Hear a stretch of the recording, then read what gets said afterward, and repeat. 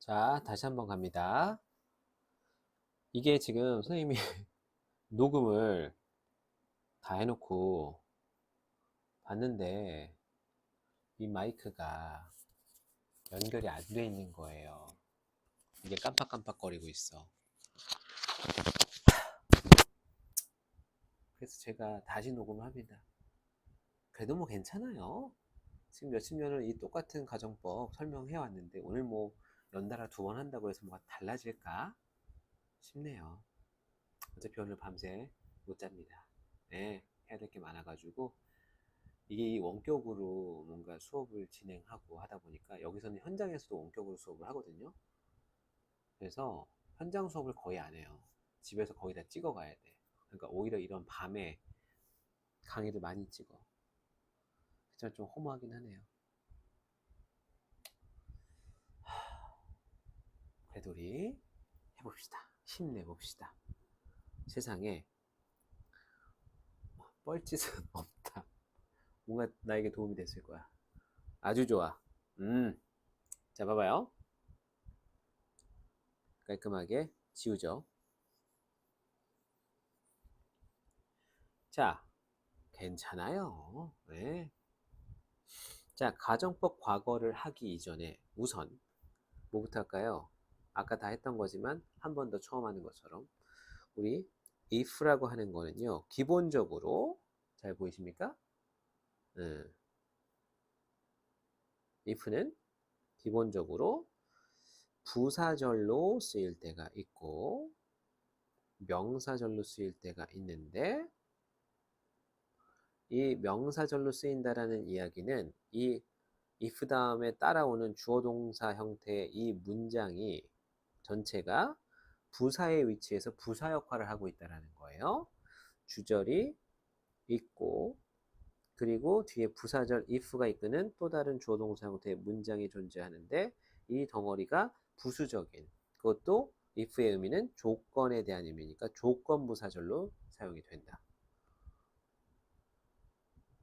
그죠? 자, 명사절로 쓰일 때에는요. 얘가 명사 자리에 있다는 얘기잖아요. 얘가 이끄는, if가 이끄는 주어동사 형태의 이 문장이 명사 역할을 한다는 거예요. 자, 부사절로 쓰일 때에는 만약에 주어가 뭐뭐 한다면, 하면, 그죠? 근데 명사절로 쓰인 if는 뭐뭐인지 아닌지라고 해석이 되겠죠? 그리고 명사절은 if가 이끄는 조동사 형태의 문장 자체가 명사로 쓰인다는 얘기니까 명사가 들어갈 수 있는 주어나 목적어나 보어 자리에서 이 if를 확인할 수 있겠다. 그래서 예를 들면 I'm not sure. 나는 확신하지 못하고 있어요. 뭐를? If you are asleep, 그렇죠? Or not. 너가 잠들어 있는지 아닌지 나는 확신하지 못하고 있다. 그리고 요 if절이 뭐뭐인지 아닌지라는 명사절로 쓰일 때에는 if 대신에 whether를 써도 된다. 그죠? 자, 여기까지는 우리가 잘 알고 있죠? 그래서 우리가 명사절과 부사절로 쓰이는 거 일단 구분을 해야 되고요. 자, 부사절로 쓰인다라는 그 상황에서 조건 부사절이냐 가정법이냐를 구분하는 방법은 동사의 시제를 통해서예요. 자, 이제 우리가 부사절로 이렇게 쓱 내려와 보죠. 그때 만약에 if you give me the puppy, 예를 들어 만약에 너가 그 새끼 강아지 나한테 분양하면 이란 뜻이죠. 나한테 주면 I will take a good care of him. 너무 잘 보살펴 줄 거야. 보살펴 줄 거야. 자, 이거는요. 그렇죠. 강아지 나 주면 이렇게 할게 라고 해서 지금 실현 가능한 일에 대해서 조건을 제시하면 조건이 성사가 되면 나는 앞으로 어떻게 할 거라는 조건에 대한 얘기죠. give. if 다음에 현재 시제를 쓰고 그리고 조동사의 원형 그대로 will take. 근데 밑에는 어때요?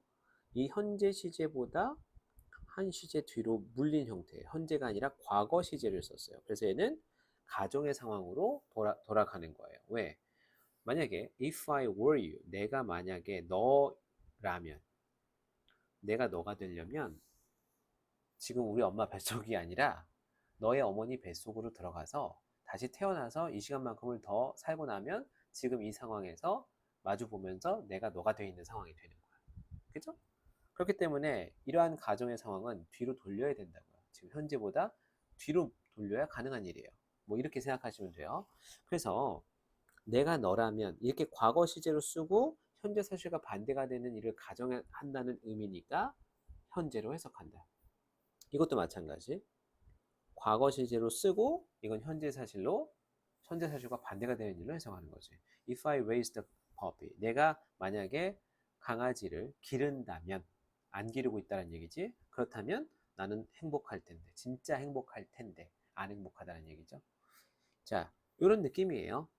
그래서 가정법 과거는요, if 다음에 주어, 동사의 과거형, 그리고 주절은 주어, would, could, should, might, 동사 원형의 형태를 씁니다. 그리고 해석은 만약 내가 뭐뭐라면 뭐뭐 할 텐데, 현재 시제와 현재와 반대가 되는 일을 가정해 본다. 그리고 조건절과는 다른 건 뭐예요? 가능성이 매우 희박한 일에 대한 가정이다 라는 거죠. 자, 그래서 동사의 과거형이 쓰여 가정법 과거라고는 하지만 현재나 미래 일에 대한 가정이나 상상을 나타내기 때문에 해석을 주의하셔야 됩니다. 자, 게다가 과거를 써서 과정법이지만 이걸 직설법으로 바꾸면 직설법이 뭡니까? 직설법은 있는 그대로의 사실을 그냥 직접 말하는 거예요. 그러면 돌려 말하지 않고 직접 있는 상황 있는 그대로를 얘기한다. as 이유를 나타내는 부사절이죠. 뭐뭐하기 때문에 because 의미가 있어요. 자, 나는 지금 현재. 자, 그렇죠. 가정법에 이 과거를 썼다는 얘기는 지금 현재 내가 인기 있는 가수가 아닌데 만약에 내가 인기 있는 가수라면 나는 빅스테이지에서 공연을 할 수 있을 텐데요. 자, 가정법에서는 과거로 쓰였던 것이 직설법에서는 현재로 바뀌고 가정의 상황은 뭔가 긍정적인 상황이지만 지금 현재는 부정이다. 그리고 주절도 마찬가지예요. 이 조동사 could에 과거 시제를 썼지만 현재로 직설법을 바꿀 땐 현재로 긍정의 상황이지만 부정적인 현실로 돌아온다. 자, 요게 이제 가정법을 직설법을 바꾸는 방법이죠. 있는 그대로의 의미 그대로를 시제에 맞게 전달. 자, if I were to와 if I should 요게 있어요. 요거는요. 일단 아까 전에도 어떻게 찍었냐면 가정법 과거를 먼저 하고 그리고 보통은 뭘 했어요? 가정법 과거 완료를 했었죠. 왜? 과거 완료가 과거 사실 요거는 그냥 쓰여져 있는 거 그대로 그냥 읽어볼게요. 아까 전에 가정법 과거는 현재보다 한 시제 앞선 건데 이거는 과거보다 한 시제 앞선 일에 대한 일을 하는 거예요. 그러면 과거 사실과 반대가 되는 일을 가정해 본다는 거지. 그래서 if I had studied more, 내가 더 열심히 공부를 했더라면, 그러면 would 다음에 동사 원형이었는데 이제는 have pp를 쓰죠. 왜? 우리 조동사 다음에 동사 원형을 쓰는 게 정상인데 조동사 have pp를 쓰면 과거 사실에 대한 추측, 과거 사실에 대한 당위성 뭐 이렇게 배웠었죠. 마찬가지예요. 이것도 과거보다 한 시제 더 뒤로 물린 거예요. 과거에 그랬을 텐데요.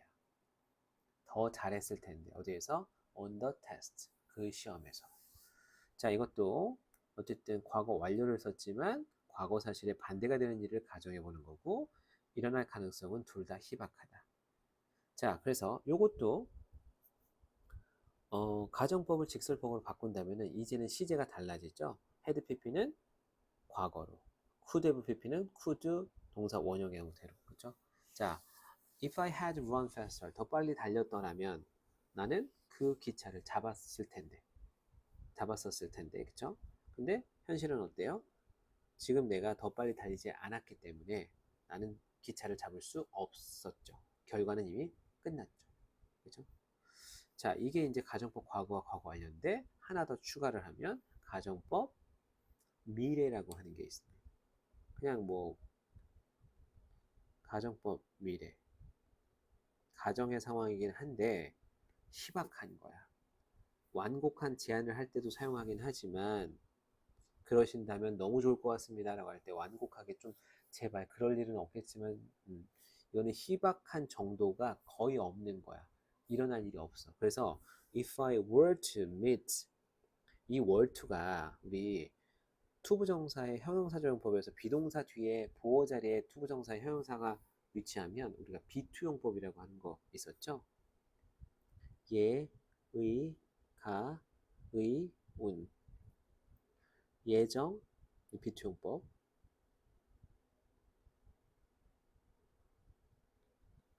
의무, 가능, 의도, 운명. 그때 여기에 쓰인 요 were to는요, 의도예요. If I were to. 내가 그럴 의도가 있다면. 그죠? 근데 가능성이 너무 희박한데 꼭 만나고 싶기는 해.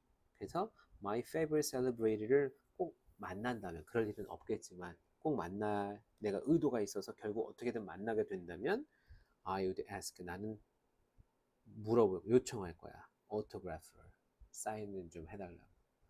자, 그리고 if you should allow 이거 완곡한 제안이잖아요. 너가 꼭 그래야만 한다면 그럴 일이 희박하니 하지만 어쩔 수 없이 우리한테 너가 너의 시설을 사용하도록 허용해 준다면 이란 뜻이에요. 그러면 우리의 행사는 would run. run은 부드럽게 흘러가는 거니까 성공적으로 행사가 진행이 될 것이다 라는 거죠. 그래서 얘는 가정법 미래의 구조는 if 다음에 주어 were나 should를 쓰고 주절은 would 플러스 동사 원형 형태를 쓰기 때문에 가정법 과거하고 비슷하게 생긴 거예요. 그쵸? 자, 그렇습니다. 그래서 가정법 과거, 가정법 과거 완료, 가정법 미래까지 또 하나만 더 추가하세요. 이제 이게 가정법이라고 하면 기본 구조가 3개가 아니라 4개예요. 혼합 가정법.